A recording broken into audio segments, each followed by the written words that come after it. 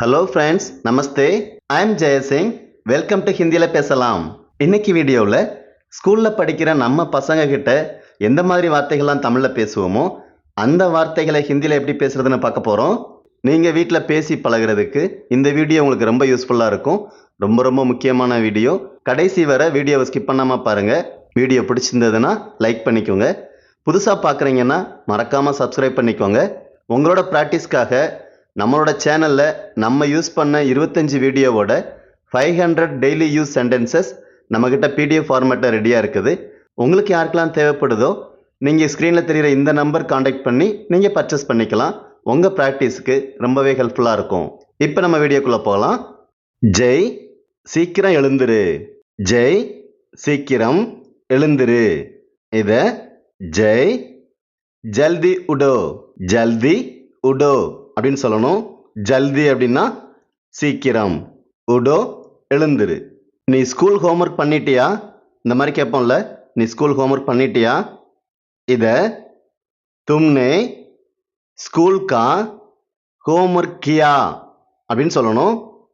தும்னே அப்படின்னா நீ. நம்ம எதுக்காக நே போட்டிருக்கோம்? தும் சொல்லாமல் நம்ம தும்னே சொல்கிறோம் இல்லையா? இந்த வார்த்தை பாஸ்ட் டென்ஸாக இருக்கிறதுனால நம்ம தும் கூட நே சேர்க்குறோம். ஸ்கூல் தி சேம் ஸ்கூல் தான். அதுக்கடுத்து நம்ம ஒரு கா சேர்த்துருக்கோம். இதோட மீனிங் உடைய. ஸ்கூலுடைய ஹோம்ஒர்க், ஸ்கூலுடைய ஹோம்ஒர்க் செஞ்சிட்டியா அப்படிங்கிறத கியா அப்படின்னு சொல்கிறோம். கியா கிடையாது, கியா. கியா இது கர் அப்படிங்கிறதோட பாஸ்ட் டென்ஸ். ஸோ தும்னே ஸ்கூல் கா ஹோம்ஒர்க் கியா அப்படின்னா நீ ஸ்கூல் ஹோம்ஒர்க் பண்ணிட்டியா அப்படின்னு அர்த்தம். சாப்பாடு சாப்பிட்டது பிறகு டிவி பாரு. இது சொல்லுவோம்ல, நம்ம நார்மலாக சாப்பிட்டு டிவி பாருன்னு சொல்கிறோம். பட் ஹிந்தியில் சொல்லும்போது சாப்பாடு அப்படிங்கிறத சேர்த்து சொல்கிறது கரெக்டாக இருக்கும். ஸோ சாப்பாடு சாப்பிட்டதுக்கு பிறகு டிவி பாரு. இது எப்படி சொல்லலாம்? खाना खाओ फिर टीवी देखो. खाना खाओ फिर टीवी देखो.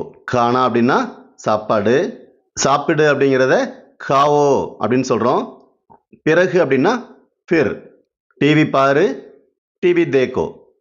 ஸோ खाना खाओ फिर டிவி देखो அப்படின்னா சாப்பாடு சாப்பிடு, பிறகு டிவி பாரு அப்படின்னு அர்த்தம். கைகள் முகம் கழுவிட்டு வா. நம்ம சொல்லுவோம்ல, கைகள் முகம்னா கழுவிட்டு வா, இந்த மாதிரிலாம் சொல்லுவோம் இல்லையா? ஃபேஸ் வாஷ் பண்ணிட்டு வா, கை கழுவிட்டு வா, இதெல்லாம் சொல்லுவோம்ல. அதே மாதிரி கைகள் முகம் கழுவிட்டு வா.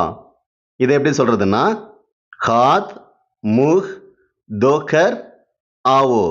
ஹாத் முஹ் தோக்கர் ஆவோ அப்படின்னு சொல்லணும்.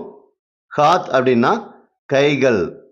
ஸோ நல்லா புரிஞ்சுக்கோங்க, கை அப்படின்னாலும் ஹாத்து தான், கைகள் அப்படின்னாலும் ஹாத்து தான். த சேம், ஒரே வார்த்தை தான், சிங்குலர் அண்ட் ப்ளூரல். ஓகேங்களா?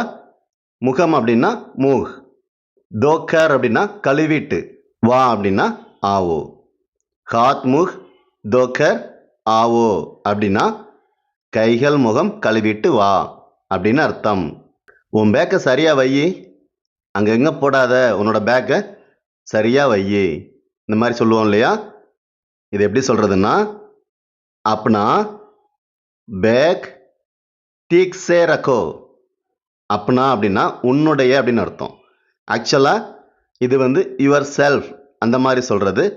உன்னுடைய, தங்களுடைய, இந்த மாதிரி இதுக்கு தான் அப்னா யூஸ் பண்ணுறோம். Same sentence. ஸோ உன்னுடைய பேக்கை சரியாக வை அப்படிங்கிறத அப்னா பேக் டீக் சே ரக்கோ அப்படின்னு சொல்லணும். டிக் சே அப்படின்னா சரியா, ரக்கோ வை.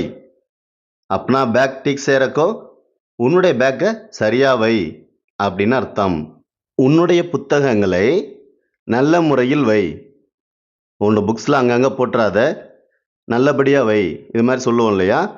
இது எப்படி சொல்கிறதுன்னா அப்னி கிதாப்போங்கோ அச்சி தரசே ரக்கோ அப்படின்னு சொல்லணும். போன வாக்கியத்தில் உன்னுடைய பேக் அப்படிங்கிறத அப்னா பேக் அப்படின்னு சொன்னோம். ஆனால் இந்த வாக்கியத்தில் உன்னுடைய புத்தகங்கள் அப்படிங்கும்போது அப்னே கிதாப்போங் அப்படின்னு சொல்கிறோம். இதோட காரணம் என்னன்னு கேட்டால், புத்தகங்கள் அப்படிங்கிறது ஹிந்தியை பொறுத்தவரை பெண்பால். ஸோ அதனால தான் நம்ம அப்னா யூஸ் பண்ணாமல் அப்னி அப்படின்னு யூஸ் பண்ணுறோம். த சேம் அச்சா அப்படிங்கிறதுக்கு பதிலாக நம்ம அச்சி அப்படின்னு யூஸ் பண்ணுறோம். ஸோ உன்னுடைய புத்தகங்களை நல்ல முறையில் வை அப்படின்னா அப்னி கிதாப்போங்கோ அச்சி தரசே ரக்கோ அப்படின்னு சொல்லணும். பரவாயில்ல, அடுத்த முறை கவனமாக இரு. ஒரு எக்ஸாமில் ஏதாவது சரியாக எழுதலைன்னா நம்ம சொல்லுவோம்ல, பரவாயில்ல அடுத்த முறை கவனமாக இரு. இதை எப்படி சொல்லலாம்னா, கோய் பாத் நஹி அக்லி பார் தியான் ரக்கோ. அக்லி பார் தியான் ரக்கோ அப்படின்னு சொல்லணும். இதில் கோய் பாத் நஹி அப்படின்னா பரவாயில்லை அப்படின்னு அர்த்தம். அக்லி பார் அடுத்த முறை, கவனமாக இரு அப்படிங்கிறத தியான் ரக்கோ அப்படின்னு சொல்கிறோம். இந்த வாக்கியத்தில் இரு அப்படின்னு சொன்னால் நம்ம ரகோ அப்படித்தான் யூஸ் பண்ணணும்னு நீங்கள் சொல்லலாம். ஆக்சுவலாக நம்ம தமிழில் கவனமாக இருன்னு சொல்கிறோம். இதோட சரியான மீனிங் ஹிந்தியை பொறுத்தவரை கவனத்தில் வை அப்படின்னு அர்த்தம். ஸோ இந்த இடத்துல வை அப்படிங்கிறதுக்குரிய ரகோ அப்படி தான் யூஸ் பண்ணணும், ரகோ யூஸ் பண்ணக்கூடாது. பரவாயில்ல அடுத்த முறை கவனமாக இரு அப்படின்னா கோய் பாத் நஹி அக்லி பார் தியான் ரக்கோ அப்படின்னு சொல்லணும். கொஞ்சம் அமைதியாக இரு, நான் பேசிக்கிட்டு இருக்கேன். இந்த மாதிரி பசங்கள்கிட்ட சொல்லுவோம்ல, ரொம்ப டிஸ்டர்ப் பண்ணாத, கொஞ்சம் அமைதியாக இரு, நான் பேசிக்கிட்டு இருக்கேன். இது எப்படி சொல்கிறதுன்னா ஜரா சுப் ரஹோ அப்படின்னு சொல்லணும். ஜரா அப்படின்னா கொஞ்சம், சற்று அப்படின்னு அர்த்தம். அமைதியாக இரு அப்படின்னா சுப் ரஹோ. இதில் ரஹோ அப்படிங்கிறது இரு அப்படின்னு அர்த்தம். நான் பேசிக்கிட்டு இருக்கேன் அப்படிங்கிறத மே பாத் கர் ரஹி ஹூம் அப்படின்னு சொல்லணும். இப்போ இந்த வார்த்தையை வச்சு நீங்கள் ரொம்ப ஈஸியாக கண்டுபிடிச்சிடலாம் பேசுகிறது யார். ஓகே, அம்மா பேசுகிறாங்க. ஏன்னு கேட்டால் அப்பா பேசுனா ரஹாகும் அப்படின்னு தானே சொல்லணும். ஸோ அம்மா பேசுகிறதுனால மே பாத்கர் ரஹீகும் அப்படின்னு சொல்கிறாங்க. கொஞ்சம் அமைதியாக இரு, நான் பேசிக்கிட்டு இருக்கேன் அப்படிங்கிறத ஜரா சுப் ரஹோ மே பாத்கர் ரஹீகும் அப்படின்னு சொல்லணும். சூப்பர். என் பேச்சை கேளு, பசங்கள்கிட்ட சொல்லுவோம்ல, என் பேச்சை கேளு. இது எப்படி சொல்கிறதுன்னா மேரி பாத் சுனோ, மேரி பாத் சுனோ. இதை ஒரு ஆண் சொல்கிறதா இருந்தாலும் ஒரு பெண் சொல்கிறதா இருந்தாலும் நம்ம மேரி பாத் அப்படின்னு தான் சொல்லணும். எதனால அப்படின்னு கேட்டால் பாத் அப்படிங்கிறது ஒரு பெண் பால். ஸோ அதனால் மேரி பாத் சுனோ அப்படிங்கிறது இட் இஸ் அ கான்ஸ்டன்ட், மாறாதது. ஓகேங்களா? வெளியே போகாத மழை பெய்யுது, வெளியே போகாத மழை பெய்யுது, இந்த மாதிரி பசங்கிட்ட பேசுவோம்ல, இது எப்படி சொல்கிறதுன்னா பாகர் மத் ஜாவோ பாரிஸ் ஹோ ரஹி ஹே அப்படின்னு சொல்லணும். பாகர் அப்படின்னா வெளியே, மத் ஜாவோ அப்படின்னா போகாத, ஜாவோ அப்படின்னா போ, மத் ஜாவோ போகாத, வெளியே போகாத, பாகர் மத் ஜாவோ. மழை பெய்கிறது அப்படிங்கிறத பாரிஸ் ஹோ ரஹி ஹே அப்படின்னு சொல்லணும். நம்ம ஹோ ரஹாஹே சொல்லக்கூடாது, ஏன்னா மழை அப்படிங்கிறதும் ஒரு பெண்பால். ஓகே, வெளியே போகாத மழை பெய்யுது, பாகர் மத் ஜாவோ பாரிஸ் ஹோ ரஹி ஹே அப்படின்னு சொல்லணும். நல்லா படி, நன்றாக படி. இதை அச்சே சே படோ, அச்சே சே படோ அப்படின்னு சொல்லணும். அச்சே சே அப்படின்னா நன்றாக, படி அப்படின்னா படோ அப்படின்னு சொல்லணும். இரவு நேரத்தில் விரைவாக தூங்கு, நைட்டில் சீக்கிரம் தூங்கு, இந்த மாதிரி நம்ம அட்வைஸ் பண்ணுவோம் இல்லையா. இது எப்படி சொல்கிறதுனா ராத் மே ஜல்தி சோ ஜாவோ, ராத் மே ஜல்தி சோ ஜாவோ அப்படின்னு சொல்லணும். ராத் மே அப்படின்னா இரவு நேரத்தில், இரவில் அப்படின்னு அர்த்தம்.